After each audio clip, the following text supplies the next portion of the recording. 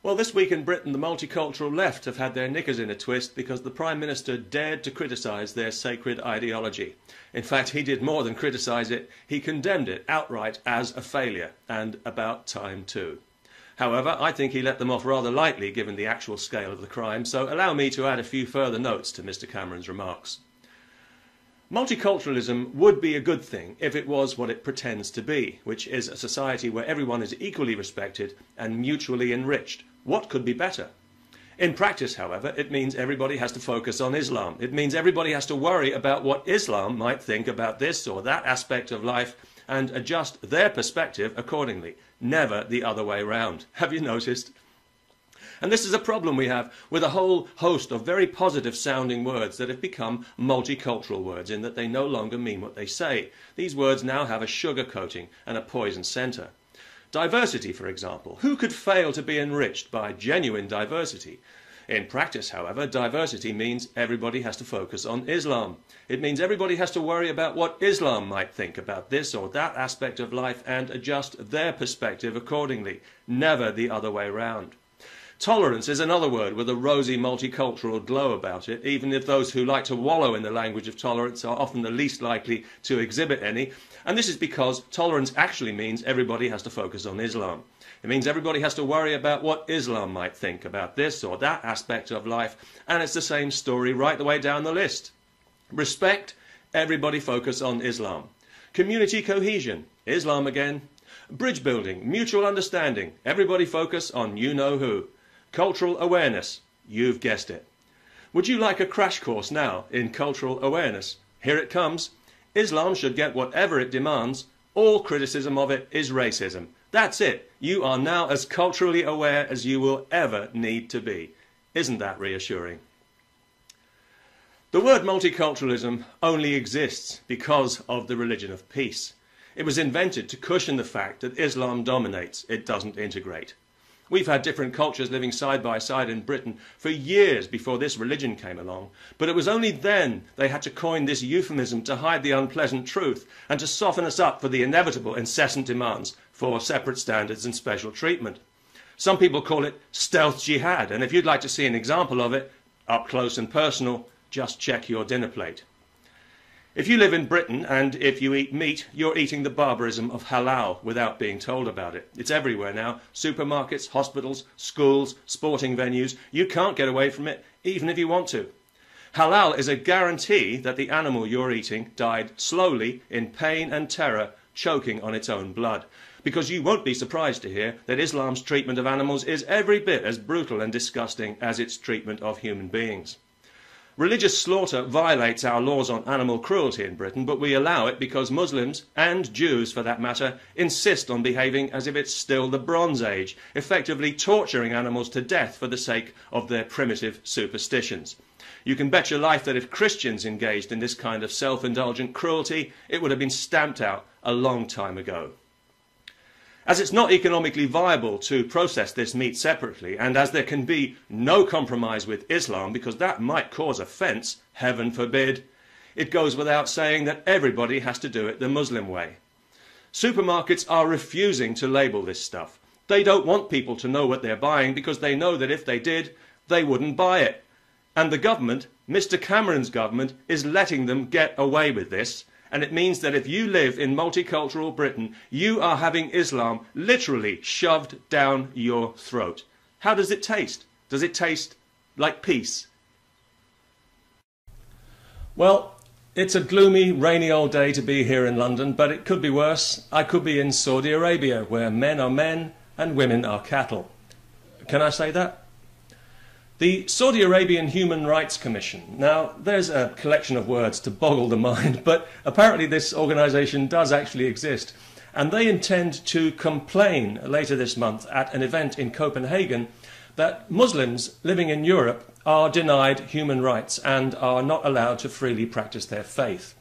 How about that? Being lectured in human rights by Saudi Arabia. And what next? Animal welfare from the Koreans? I mean, does it get any more surreal, you ask? Well, yes, apparently it does, because they also want us to stop linking Islam with terrorism, which is pretty rich coming from the guardians of Islam and the guardians of terrorism. Now, in a sane society, the guy who actually stands up to make this speech would be bum-rushed out the door the moment he opened his mouth, or even better, run out of town on a rail and dumped in the river. But this is Europe, and so instead we'll probably listen to what he's got to say and take it all on board and then change our way of doing things as usual. Just this week in the UK, we've been told that a leading supermarket chain is now allowing Muslim checkout staff not to handle alcohol if they don't want to. So you can bet your life they'll now be lining up around the block to not want to. We've had a pharmacist refusing to sell birth control because of religion. We've had a Muslim dentist who refused to treat a woman because she wasn't wearing a headscarf. And now we've been told that some Muslim doctors are refusing to treat certain people because of their precious faith. Well, here in the UK, we have a technical term for this kind of behaviour. We call it taking the piss. And we don't like people taking the piss. It gets up our nose and it gives us the right hump. It's a cultural thing. If Muslims are really as downtrodden as the Saudis would like us to believe, why are there currently plans for a Saudi-funded gigantic mosque to be built right here in London? The largest mosque in Europe, no less. Eat your heart out, Denmark. We know you'd love to have it, but we're getting it instead. And it's going to be built right next to the site for the 2012 Olympic Games, if they can get the planning permission. Even some local Muslims have been protesting about this plan, because they say they'll be marginalised because this mosque will be run by extremists for extremists, which means it's pretty much guaranteed to get the go-ahead, and the London Olympics will doubtless be dominated by a mosque the size of a football stadium.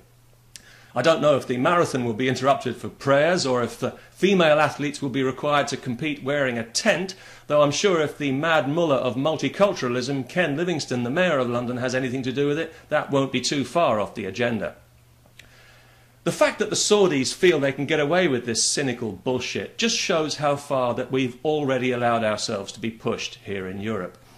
Radical Islam has seen us for what we are, a soft touch. It sees that political correctness is like a drug that we just can't stop injecting, even though we know it's going to kill us. And they're taking full advantage of that, turning our sense of fairness against us and making us despise ourselves for one of our best qualities. And any concession made will be seen as a sign of weakness to be exploited further, because there is no dialogue with radical Islam. It doesn't want to be agreed with, it wants to be obeyed. It thinks it has the God-given right, happily enough, to make the rules not just for Muslims, but for everyone. And some of us, frankly, think that that's a little bit too much to ask. And if you think that that's unreasonable, well, all I can say is, my freedom is more important than your faith. Much, much more important. And besides, I just have this natural aversion to being bullied and pushed around by bigoted, misogynistic ignoramuses. And I say that with all due respect. And before somebody accuses me again of insulting Islam, please grow up. I don't need to insult Islam when there are already so many Muslims willing to do it for me every time they strap on a suicide belt or stone somebody to death for the crime of having a private life. These are the people who insult Islam, not people like me. Of course, I realise Islamo-fascists take pretty much every criticism as an insult by default, but to be fair to them, it would be difficult to think of a compliment, wouldn't it? What do you say? Nice jihad? Like the dogma? Way to go with the bigotry and the hate. There's not much scope, really, is there? But these are the people who are actually insulting Islam, and these are the true enemies of Muslims.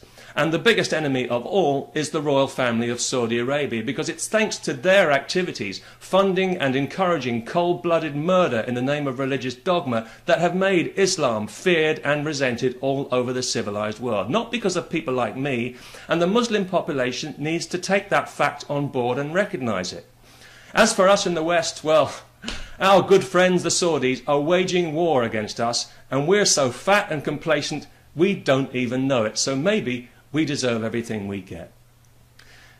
People have said to me, you know, you're pronouncing that wrong. It's not Saudi, it's Saudi. Well, okay, fair enough. I'm happy to pronounce it Saudi. I'd be even happier if the country was just called Arabia, and the medieval wackos who currently run it were back in the desert, living in their tents with their livestock where they belong. In fact, I'm looking forward to the day when we can finally wean ourselves off oil altogether and pull out of the Middle East, and then Saudi and Saudi Arabia can quietly revert back into the Stone Age, unless they manage to exploit their other great natural resource and start exporting egg timers. Now that might even be something worth praying for. Peace.